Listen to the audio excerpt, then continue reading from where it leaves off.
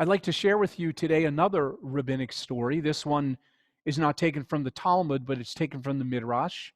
It's taken from what's called Midrash Breshit Rabbah, which is called the Great Midrash. There is a Great Midrash on each of the 5 books of the Torah, but this one is a Midrash on the book of Genesis.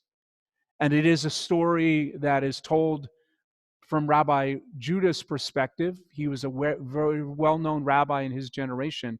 He was a mentor to many younger rabbis. And here's how the story begins. When Rabbi Judah was asked to appoint a judge and teacher for the village of Simonia, he picked a learned Rabbi Bar Sisi for the job. The townspeople were so excited about the impending arrival of the new rabbi that they constructed a large stand, a platform on which he could sit in a special elevated chair so they could gather around him in reverence. After the city extended its grand welcome, Rabbi Levi Bar Sisa was ushered onto the platform, and he sat upon the chair to hold court.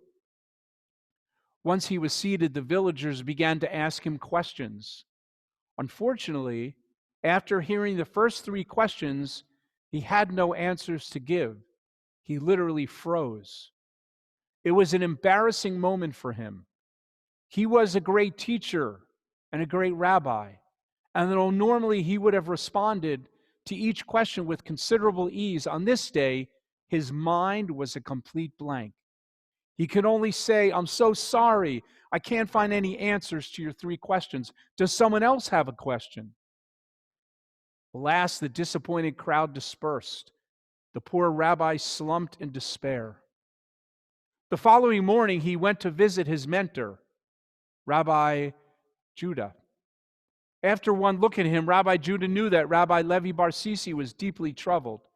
"What have the good people of Simonia done to you to cause you such distress?" he asked. "My dear teacher, Rabbi Judah," he bemoaned, "the people of Simonia did nothing to me other than ask me 3 questions, but the answer escaped my mind. I can't believe it. I knew every single one of those answers before I arrived in town, but once there, I was unable to think of a single answer." "What were the questions?" Rabbi Judah inquired. Without hesitation, Rabbi Levi Bar Sisi quickly rattled off each question, each one with a brilliant answer. "You know the answers very well," Rabbi Judah said. "So why didn't you answer them while you were in Simonia?" "My teacher, when I was lifted to the platform by the good people of Simonia, and I sat upon the tall chair, it was as if I was on a throne like a king. I was so overwhelmed by the people's reverence that the answers completely escaped my mind."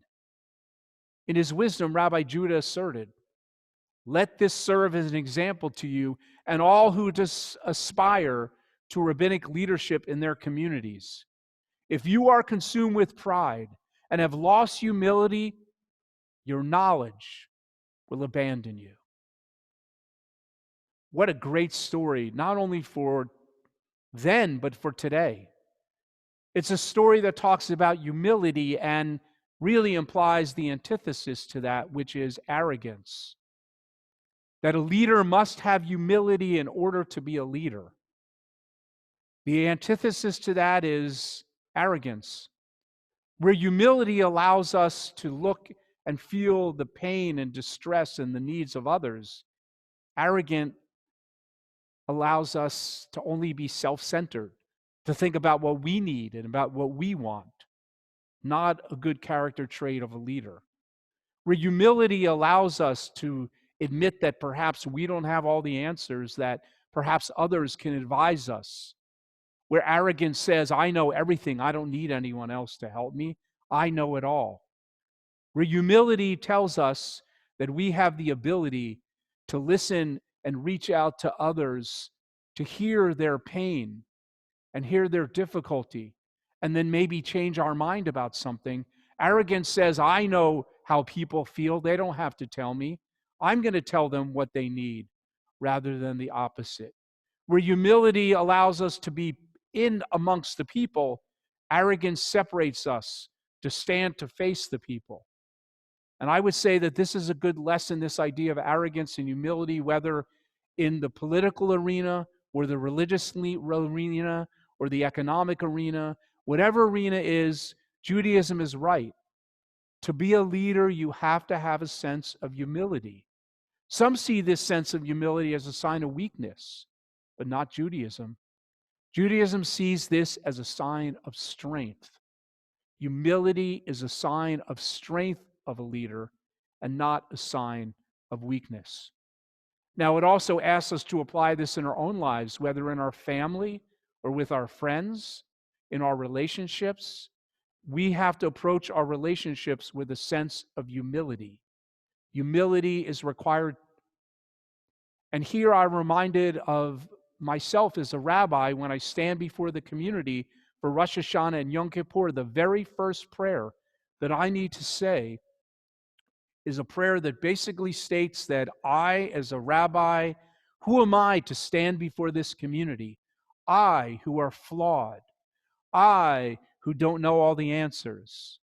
I have to have a sense of humility before I can lead this congregation in prayer.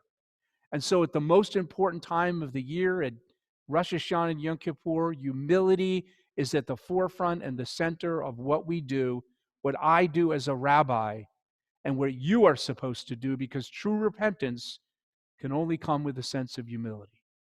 May we, all of us, help to bring more humility in the world and help to push out all of the arrogance that only gets in our way of creating the world that we all hope to create. I hope you discuss this story and talk about it.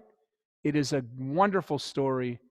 Thank you for spending the last few moments with me, and I wish you well.